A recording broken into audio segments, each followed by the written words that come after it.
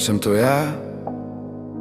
Zrovna osoba, co se ptá, jestli mě tam nahoře má vůbec někdo rád. Jako by Pán Bůh jenom trestal, životem mě zkoušel zas a znova.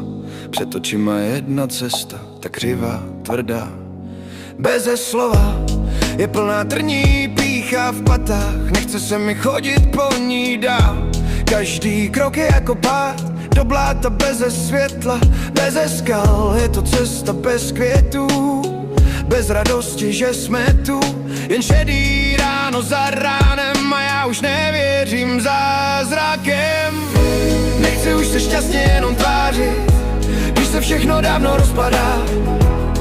Život v Čechách už je zabit, říkám si, jak jsme to dopadli, čeho jsme to vlastně dosáhli. Když se člověk nemá o nic líp, všude kolem samářina, jenom bída mezi lidma, tolik žij. To je ta doba všech vychcánků, pro ně tahle špína dobrá je.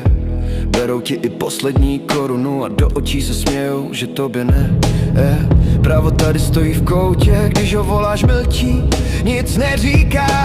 Bojovat s tím sám za sebe, to tě každej druhej vysně a zřítí se ti střecha. Tak se ptám, kde pravda zůstává, jestli jenom v našich hlavách, nebo někde v zaprášeném spisu, co leží roky v cizích rukách. A přesto ráno zase vstanu, i když mám chuť všechno spálit. Ještě kousek víry v sobě nosím, že jednou přestane to rvát mi srdce z žil. Nechci už se šťastně jenom tvářit, když se všechno dávno rozpadá.